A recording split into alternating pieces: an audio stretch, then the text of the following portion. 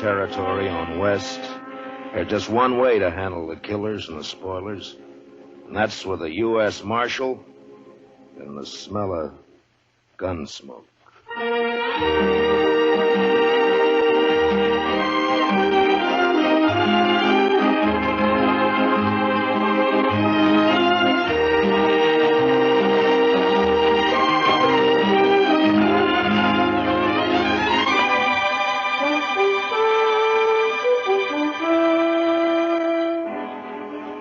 Gunsmoke, the story of the violence that moved west with young America. The story of a man who moved with it, Matt Dillon, United States Marshal.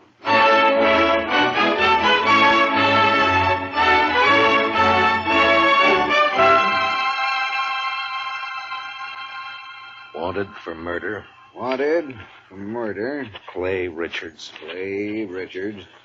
Age 31. 31. Height 6 feet. Eyes brown. Hair red. Eyes brown, hair red. Hey, how'd you like me to print his picture on these notices? I got a woodcut. Well, let me show you. Ernie! Yep. Fetch your marshal a copy of that front page. Interviewing Clay's wife yesterday, I noticed a tintype on the mantel, their wedding photograph. So, first thing you know, I snitched it. It's very thoughtful. Yeah, I'll take it, Ernie. Here. And then I propped it up in front of me and carved me this woodcut. Ain't she prime? Ain't she just elegant? Real elegant. Good likeness, don't you think? Of course, he was 7 or 8 years younger with the tintype. Yeah, it's a good Cut likeness. his hair short. And Doesn't show what makes a law-abiding man like And him you try gotta to keep rob in a mind the bank. tintype's very short. Doesn't look like a man who murdered an old No, cashier and a I Chinese remember. cook who just happened to be Sure sweated there. over it, though. But Yes, it's a sir. good Yes, likeness. sir, it is. A picture like this sure dresses up the front page, don't it? Yeah, it's a little masterpiece, Mr. Hightower, a notable contribution to the culture of Dodge City. Well, thank you, Marshal. Does fetch the eye, don't it? I'm printing an extra 500 copies of the weekly, and I bet I sell them all. Too bad the cashier's shot went wild. If he'd managed to kill Clay or even wing him, why, I bet I could sell 1,000 extra copies. We must be thankful for the blessings we do receive, Mr. Hightower. Oh, I am, Marshal, I am. Why, just before it happened yesterday afternoon, I didn't know what I was going to fill my columns with, and then, like manna from heaven, 2 murders and a bank robbery. Attempted bank robbery, Mr. Hightower. He turned and ran before he got his hands on so much as $1. Yes. Still, as you say, like man. Dillon, I'm talking business. What is it, Chester? Well, it can wait, I guess, Mr. Dillon. Yeah, print Clay's picture on those notices, Mr. Hightower. Oh, where were we? Eyes brown, hair red. Oh, yes. Also known as Red, Bricktop, and Sorrel. He didn't answer to no other nicknames, did he? No, that's what they called him. All right, then in big letters, $400 reward. Dead or alive. And at the bottom, apply Matt Dillon, Marshal, Dodge City. Print 200 copies. How soon can I send Chester over for him? This afternoon. Good morning, Mr. Hightower. Chester?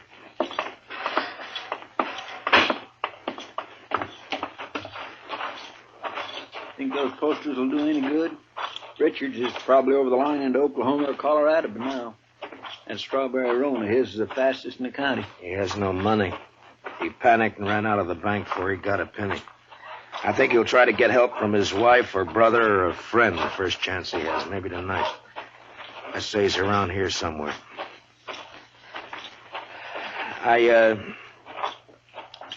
I'm sorry I turned on you like that, Chester. Why, that's all right, Mr. Dillon. Out all night with a posse, no sleep, man's bound to get touchy. No, it's not that. It's the way... It's the way people use a thing like this. The men riding posse last night, they enjoyed it as though they were hunting fox or possum. Hightower back there, he acts like it was a birthday treat, specially gotten up for him. Everybody finds a way to use it. What was it you wanted to tell me?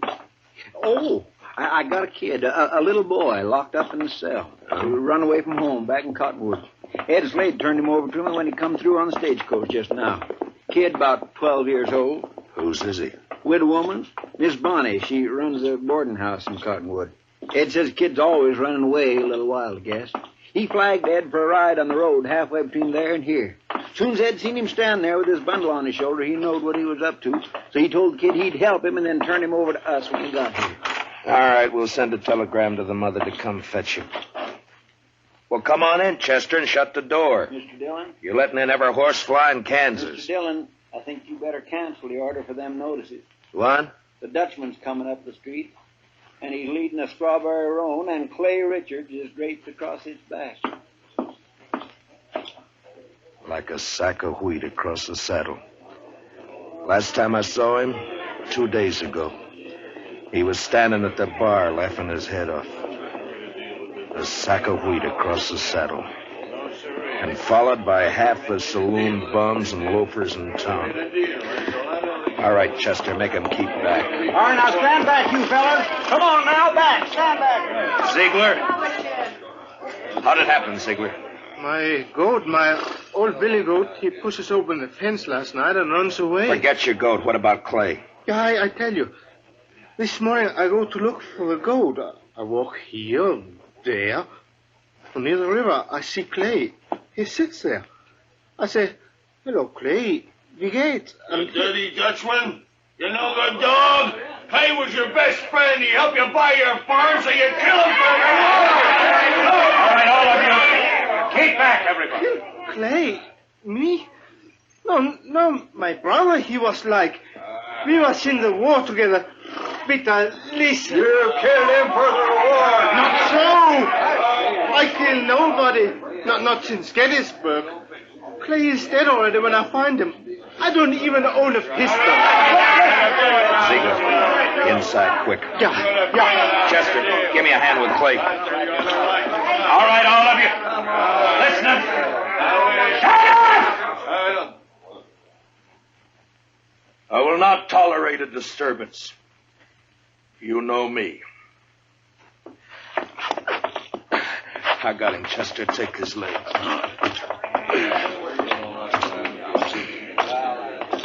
All right, kick the door shut. Marshal, I don't kill Clay. On this table, Chester.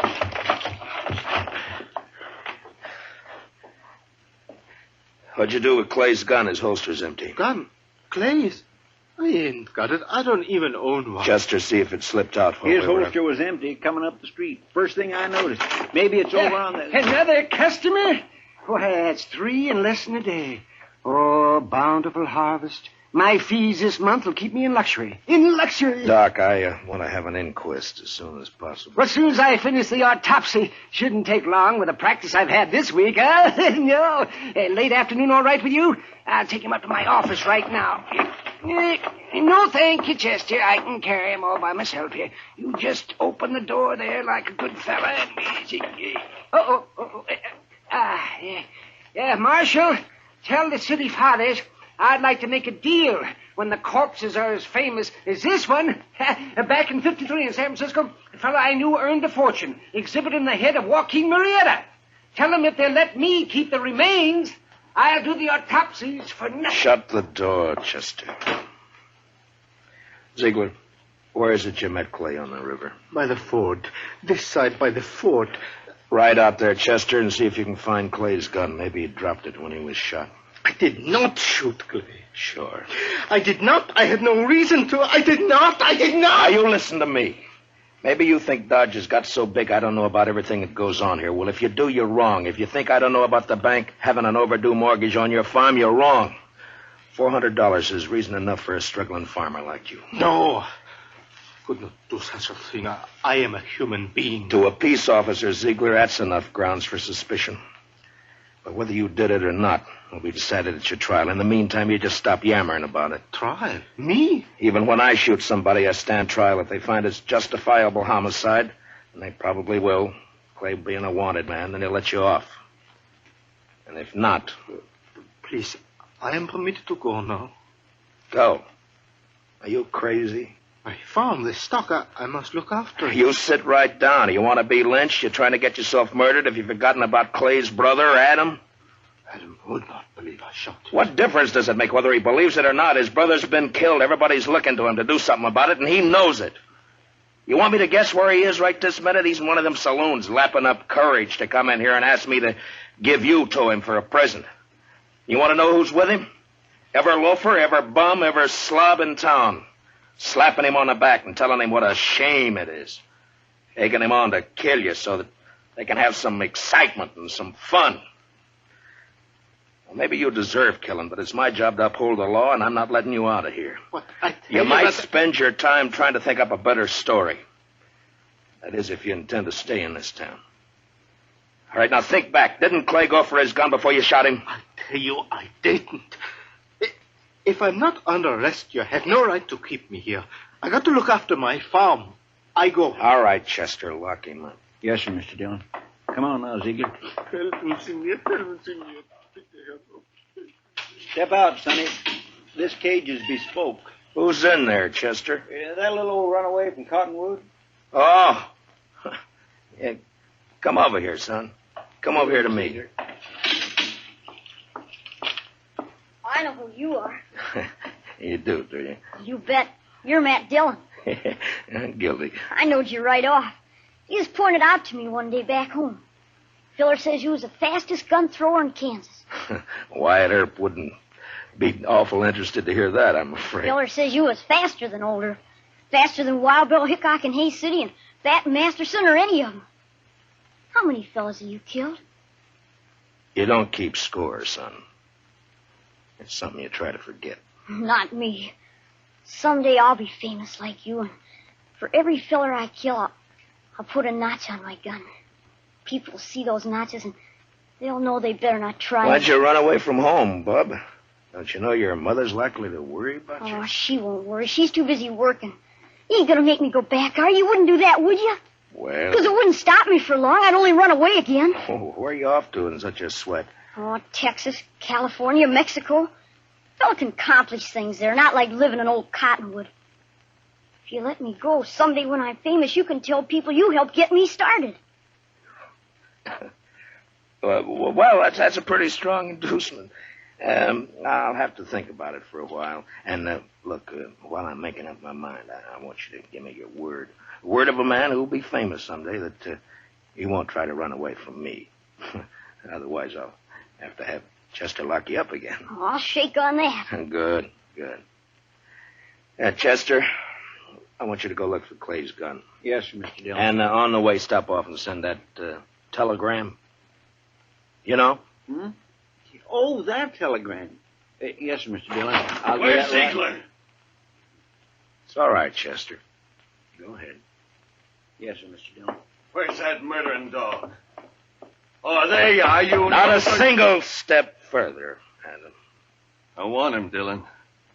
He murdered Clay, shot him down without giving him a chance. How do you know? Because Clay wouldn't have let anyone catch him off guard except a friend. A friend. And now, Dillon, give me that Dutchman. Try to take him.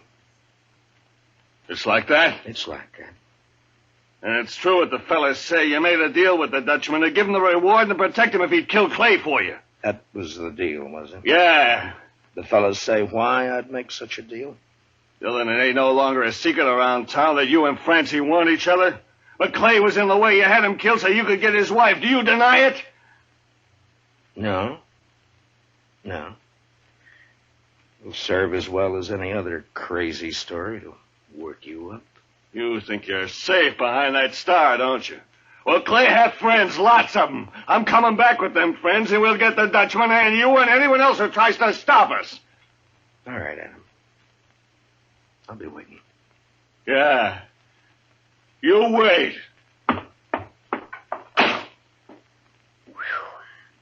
I almost seen something pretty just then, didn't I, Mr. Dillon?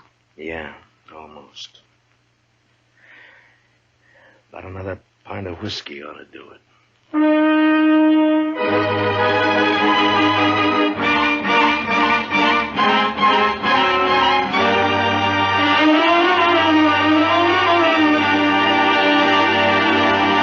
We will return for the second act of Gunsmoke in just a moment, but first, many radio shows win high popularity with the prizes and cash they give away, but there's one show that's tops because the head man gives away as little as possible. What other radio program could it be but The Jack Benny Show, so be listening. Here's the second act of Gunsmoke.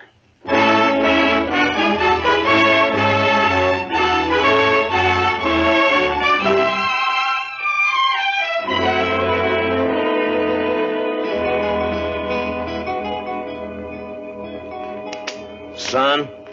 You say something, Mr. Dillon? Yeah, open that drawer in front of you there. You'll find a small bottle of oil in there. No, the one to the right there. Yeah, that's it. Now, bring a little brush, too, huh? Here it is. Thanks, bub.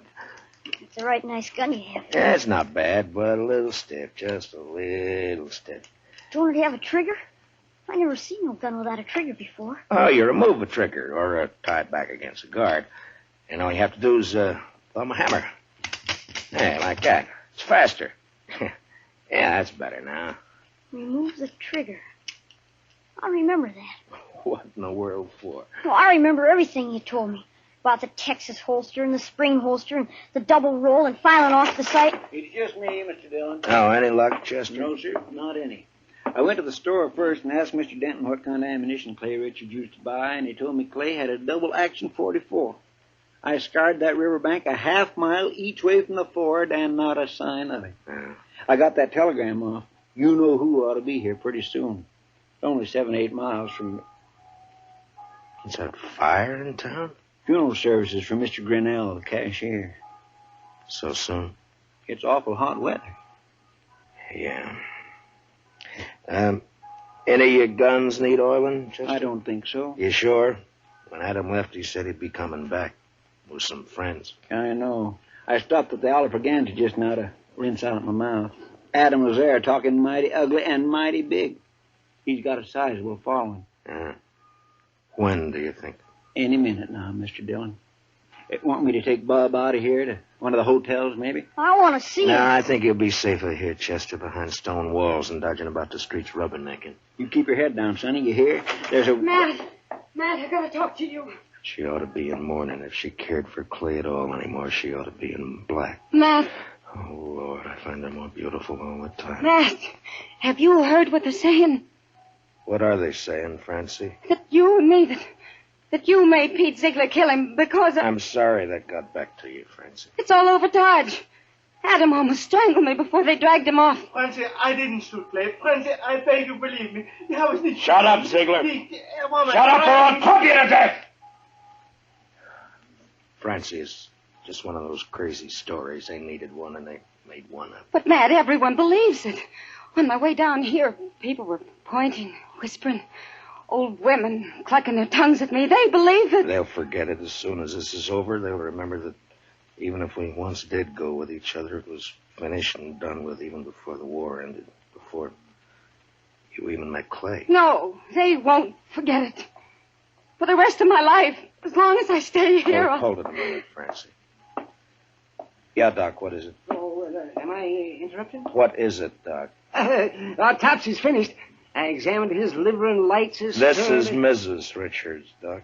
Oh, I beg your pardon, ma'am. I'm sure I meant no disrespect for the departed. Well, Clay was shot all right, but from the nature of the wound and the coagulation of the blood, I'd say it happened sometime yesterday. I'd say the cashier's bullet didn't go wild after all. how could a dead man gallop away? Well, the wound wasn't what killed Clay. The ball hit the rib case and it bounced off. 22 caliber it was. And what did kill him was the stab in the back, right through the spine, inflicted sometime this morning. Now, near as I can judge, by a small blade, 2 or 3 inches long. It could have been a Barlow knife. Thanks, Doc.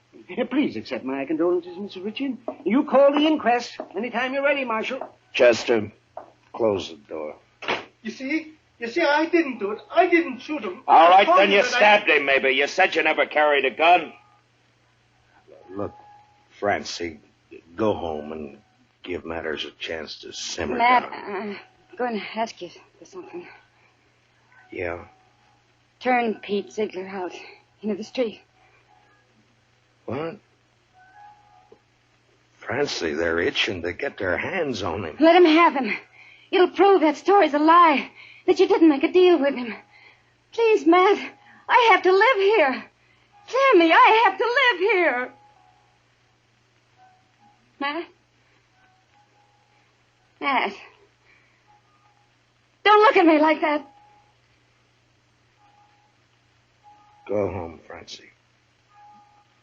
Go home or leave town or hang yourself or anything you like. Just go away. Away! Right now.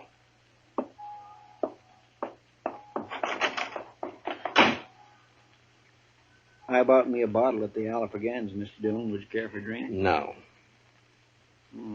Guess the funeral's over. There'll be others. Funny. No, I missed that bell. Awful quiet, ain't it? It's just what? Just about on schedule. Are you ready, Chester? Yes, sir, Mr. Dillon. I'd use a shotgun if I were you. It's more effective when there's a mob to be dealt with. Oh, yes, sir, I aim to. Ziegler, and you too, son. If trouble starts, lie down flat on the floor and keep your head down all the time. Don't gawk to see what's happening. You understand me? Yes, sir, Mr. Dillon. All right. Dillon!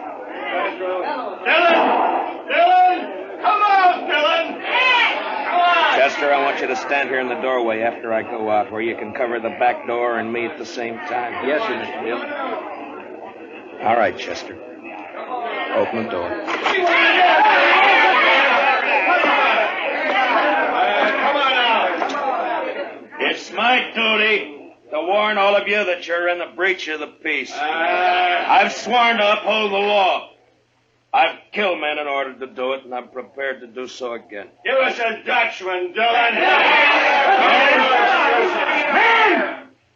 I ask you to be sensible and to leave quietly. But if you refuse to listen to reason, if you insist upon being fools, if you've already decided to act like wolves instead of humans, then there's nothing I can say to make you change your minds. A Dutchman. All right, you want Peter Ziegler? Well, he's not more than 20 feet behind me, so come on and get him, any of you. One at a time or all at once. Come on. Which one of you wants to die first? You? You, Adam? Well, what do you say, Adam? You let him here. Don't let this star on my coat stop you. Come on. There, I'm not wearing it now. Well, come on, draw, Adam, draw.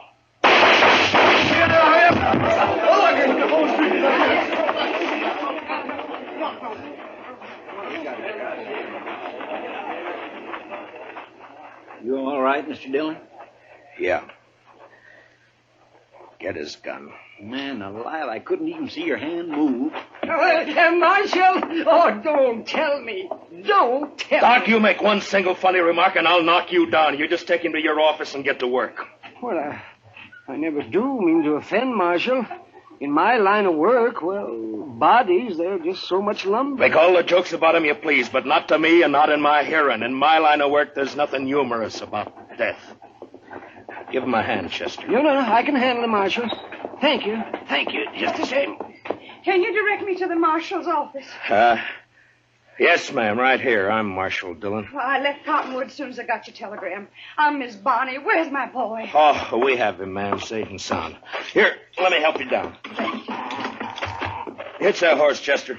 Right this way, ma'am. Oh, I'm so sorry he put you to all that trouble, Marshal. The truth of the matter is he is a wild one and no mistake.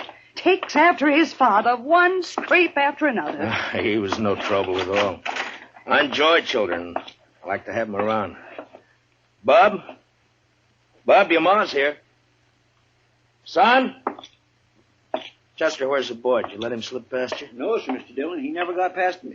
Look, the back door's open. He seen me and he hightailed it, the devil. We'll round him up for you, ma'am. Don't worry. Oh, I don't know why I bother hauling him back.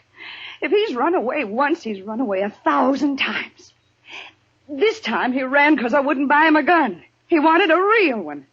That boy's just gun crazy, I swear. I got him a nice Barlow knife instead. Barlow I knife? reckon it didn't signify, and off he runs. Barlow knife? The kid. Chester, find that kid. Marshal, has he done something bad with it? I told him to use it careful. He promised he'd use it careful. No, never mind, Chester. He's got Clay's strawberry roan. We'd never catch up to him. Oh, I try to bring him up right. I tell him to be good, but he don't listen. He just don't listen. Now, calm yourself, ma'am. Just calm yourself. Here's his little bundle, Mr. Dillon. What? Yeah, give it to me. That's pretty heavy. Here, you're better at knots than I am. Open it, will you? From the moment he was born, he's been nothing but tribulation to me. Now, please, ma'am. What's he got in it, Chester? Shirt, stockings, piece of sausage, and this. 44 double action. Yes, sir, Mr. Dillon. That's Clay's gun. Sonny didn't manage to keep it long, did he? Well, if he wants a gun that bad, he's bound to get hold of another one somewhere, somehow. Chester, call Mr. Hightower over. Hey! Hey, Mr. Hightower! Oh. Come on over. Mr. Dillon wants you. Marshal, could I have please a drink of water? What? Oh, Ziegler, I forgot all about you. Chester, where are the keys? Yeah, right there on the desk.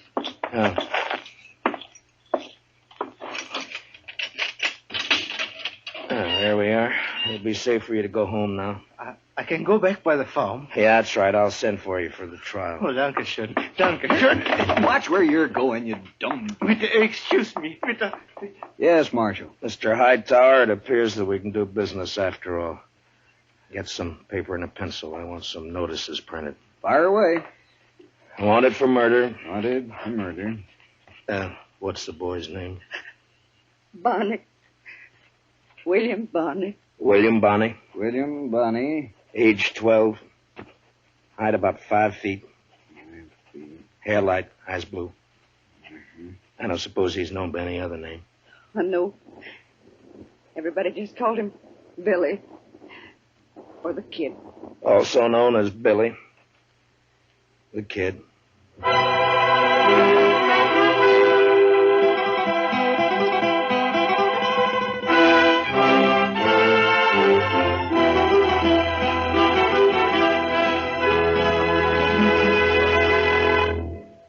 Gunsmoke, under the direction of Norman Macdonnell, stars William Conrad as Matt Dillon, U.S. Marshal. Tonight's story was specially written for Gunsmoke by Walter Newman, with music composed and conducted by Rex Corey. Featured in tonight's cast were Don Diamond, Parley Baer, Harry Bartell, and Howard McNear, with Richard Beals, Paul Dubov, Georgia Ellis, and Mary Lansing. Join us again next week as Matt Dillon, U.S. Marshal, fights to bring law and order out of the wild violence of the West in Gunsmoke.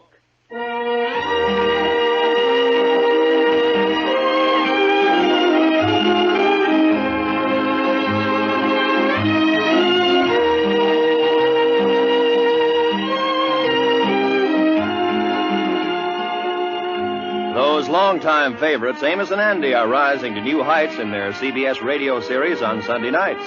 Heard on most of these same stations, Amos and Andy find trouble as constantly as ever and make it just as funny and as human as they have for more than 20 years. Be sure to hear Amos and Andy this Sunday, won't you? Right after the Jack Benny Show. This is Roy Rowan speaking. And remember, there's fast, funny quizzing on The Bob Hawk Show every Monday evening. This is the CBS Radio Network.